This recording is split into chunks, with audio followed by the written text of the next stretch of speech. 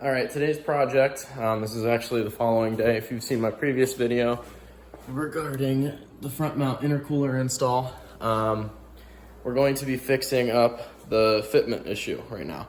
So I swapped wheels, and I still had fender flares from the last wheels that ran with 1.5 inch spacers. They were 17 by 9s. I went up to an 18 by 9.5, and I plan on running 1 inch spacers to pop it back out to where it needs to be to look right. I'm sorry about my finger there. And yeah, this is just going to be the process. I'll show you guys, because I use lug studs instead of lug bolts. These little things are lug bolts instead of lug nuts.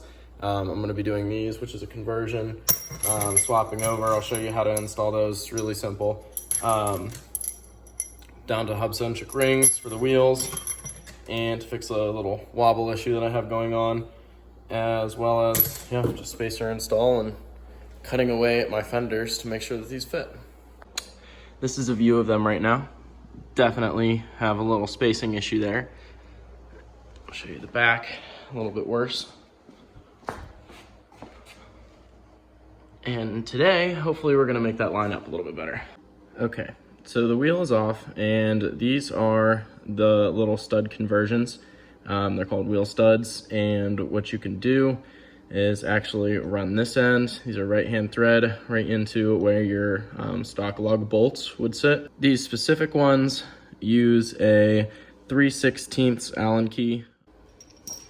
Okay, I'm using this Cyberbond Titan. It's anaerobic adhesive. This is something that I'm not too sure where it came from, but it's basically Loctite, does the same job. But obviously I would recommend using Loctite if you can't find this equivalent. All you have to do is put a little dab around the area that's actually going into your rotor, and you're generally good.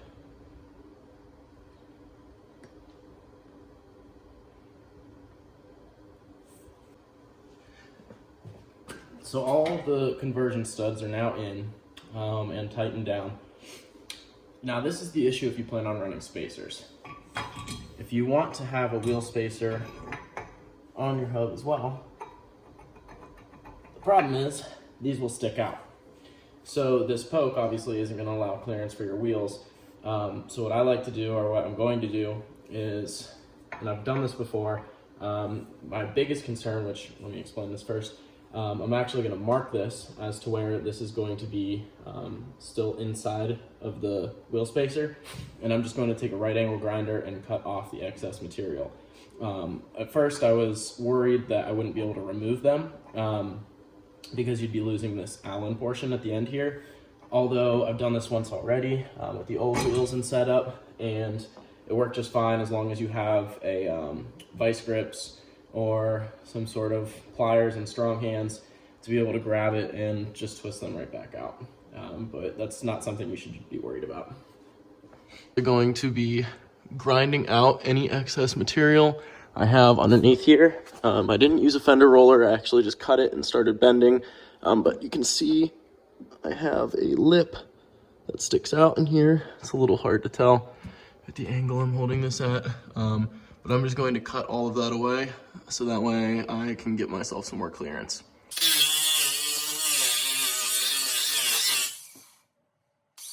So this right here, I didn't see any signs of rubbing, so I'm kind of going to leave that. But the same like cut and fold over technique was used all along the top. Now you can see where it's all trimmed off, and we just have that tight edge right there. And what that'll do is actually gain me about 1 inch or so of clearance, or maybe a little bit less, probably about 3/4, however thick that is. And that should help with my rubbing issue. Forgot to mention at the beginning, I did buy some Camber Bolts. I didn't have these on before, and I'm hoping to add, these go up to about 1.5 degrees, negative camber or positive. And I should be adding those, and hopefully that will also help with my rubbing issue in the front. Just rubbing alcohol on a rag to actually clean off the center of this hub, the center bore. If you have any grime, grease, or even, which I'm feeling right now, I don't know if you can see that, but that's a little nick and metal sticking up. Something like that will actually throw off the balance, and you'll end up with a wobble, which is something that I'm trying to fix right now.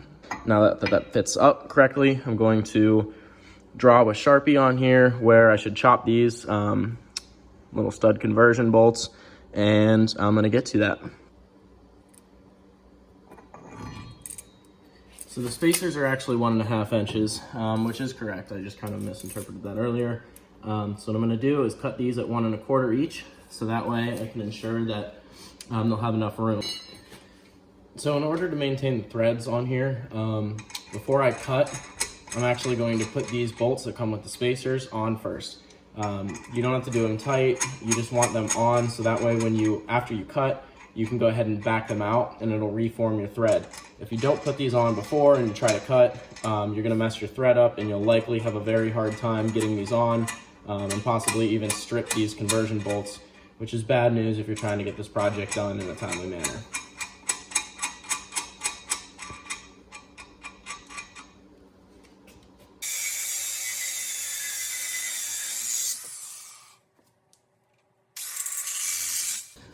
Okay, so all of them are cut, and I'm currently in the process of pulling these off, so that way I can reform the threads, put the spacer on, and then go ahead and tighten the spacer up.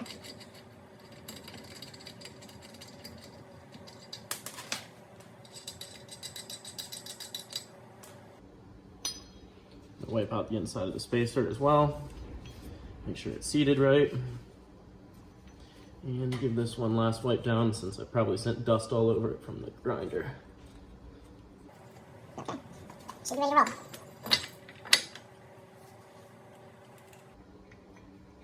Make sure to do these by hand, just that way you don't strip it in case they are messed up. Although, if you followed my recommendations, you shouldn't have any issues with the threads at least.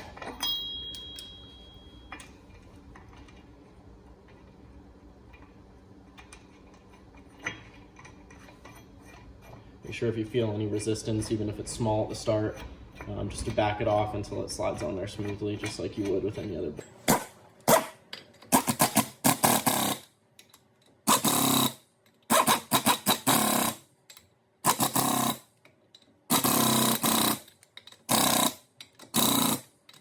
We go ahead and put those spacers on, the wheels on the spacers.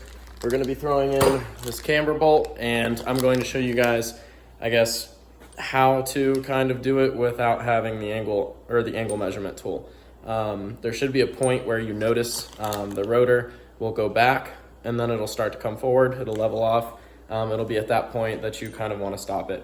I'm taking this in to get in alignment, so I'm hoping that's something that they can actually fix for me if it needs to be.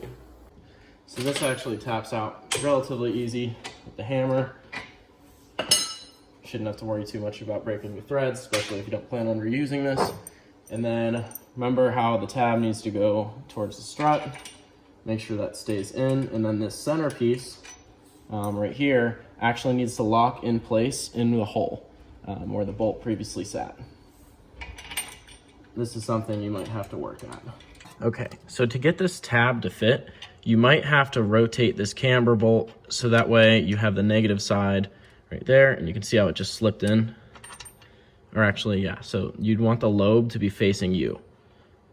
And then when it's facing you, that gives you the space to slide that tab in right behind it, and you'll lock into place.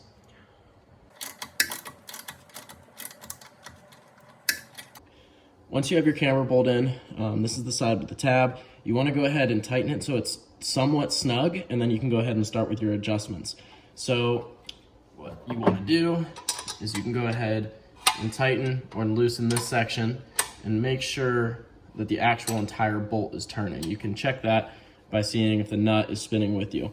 And then without your measurement tool, normally it's a magnet that'll stick on the rotor right about here, and then it gives you a degree. I'm just going to be watching. So I don't know if you guys can see this, but if you watch my rotor, it's slightly moving here. And then once it starts to get stiff again, that means you're generally either running into the lobe. So as I twist this way, it gets a little bit easier, and then once it gets tougher again, you can see the rotor's actually moving back and giving me that negative camber that I'm going for. So what I'm gonna do is keep tightening this, until it starts to get loose again, and that's when you know that it's starting to return. So that's what I'm gonna be working on. Using a level, you're also able to butt it up against your rotor. Just make sure that you are, in fact, a negative camber. And you could even manage to fixture this so that way you can maximize it. Okay, these are your hub-centric rings. This is something that I'm using because my wheels are my wheel hub is a 65.1, while my wheels, I believe, are 73.1. Can't remember exactly what it is, but I know I bought the right parts to begin with. So what you're gonna wanna do is you'll see there's like a taper and a little fillet on that edge. You're gonna wanna put this edge up against your wheel hub, so that way your wheel makes contact with this taper, and it's going to make it hub-centric as you tighten. Also, make sure you're following clean practice as you install, so that way you can avoid any possible sources of wobble.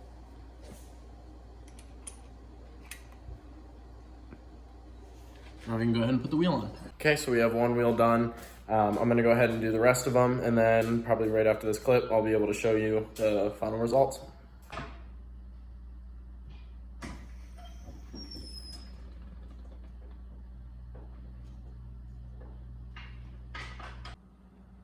Here is our fitment. Much better. Still could go lower, but at least the tires and wheels are aligned with the fender flares, and it doesn't look as bunk as it used to. I'll take that. It's an aggressive look.